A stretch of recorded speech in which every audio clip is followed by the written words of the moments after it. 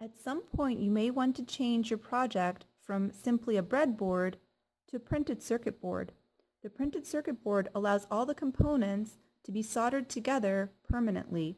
Notice that this one has a place for the resistors, the pins, and the LEDs.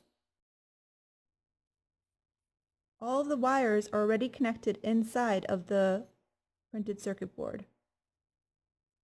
Before soldering, make sure you have all of your components. Here we have a soldering iron along with 2 helping hands. We have the solder, cleaning fluid, and a sponge. You'll also need a good wire stripper to help strip the plastic off of any wires that you want to solder.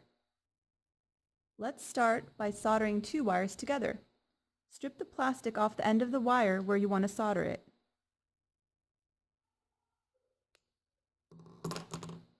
Notice that the copper threads are splayed. You want to twist them together to make it easier to solder. Next, twist the 2 ends of the wires together.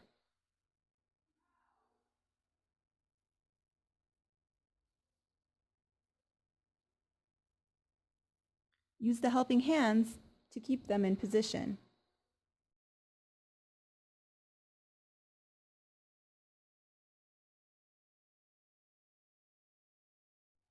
Make sure your soldering iron is nice and hot. You can test it with the cleaning fluid.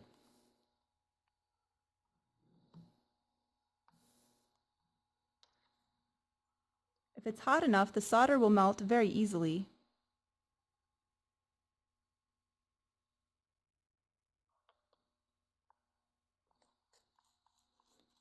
Always make sure to keep the tip nice and clean and shiny. Touch the soldering iron tip to the base of the 2 wires to make them hot. Then place the solder above the wires. Spread the solder all over the wires and then let them cool.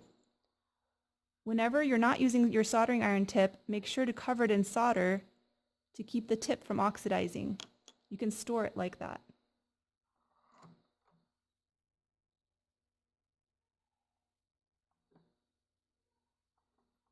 Once the solder has cooled, the 2 wires will be very strongly attached together. You can also use hot glue to reinforce them. Next, let's attach a resistor to this PC board.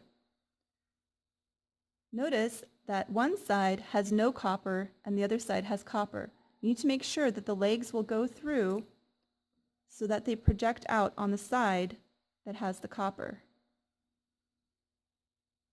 Push down the resistor so that it's nice and flat, and then spread the legs to keep it in position.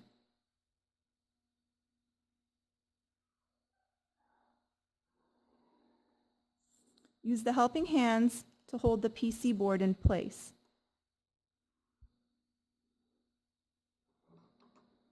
Make sure to clean off your soldering tip before you begin.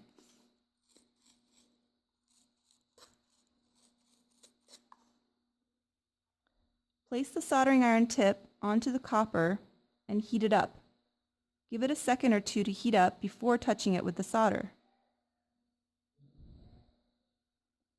The solder should melt evenly onto the copper disc. The solder should look like nice silver cones. You can clip off the extra wire using the wire stripper. Make sure to wear goggles when you do this so that you don't get any wire stuck in your eye.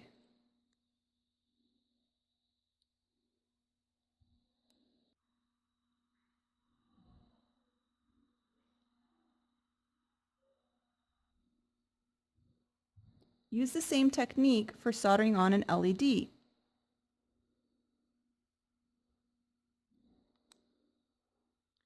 Notice that the LED legs are going to be much closer together.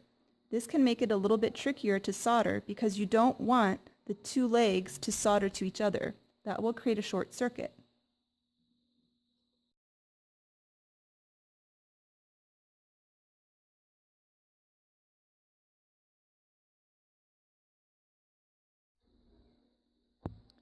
Check that the soldering joints are not connected to each other, and then clip off the legs.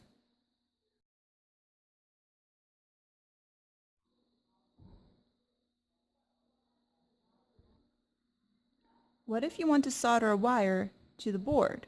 There's a couple ways you can do this.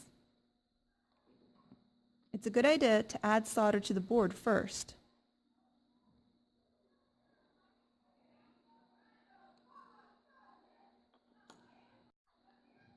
Next, strip the wire,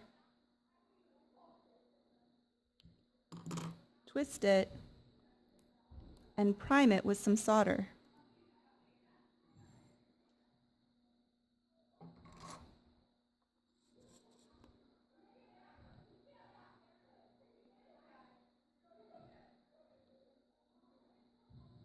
This will make it easier to connect it to the PC board.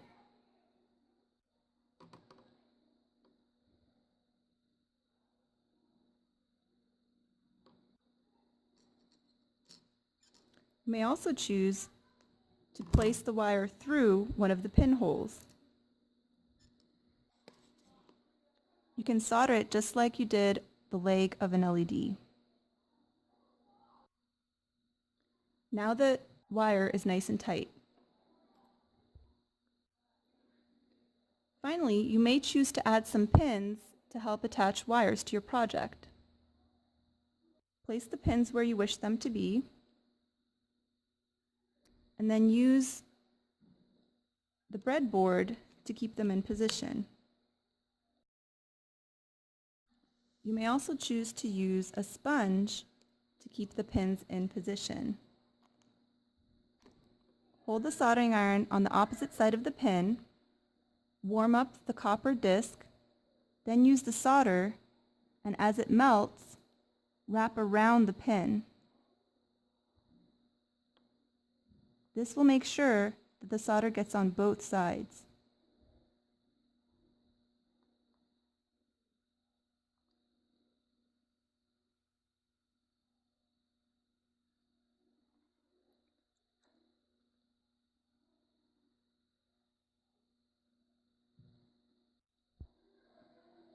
Pins that have been soldered well will look like shiny silver cones.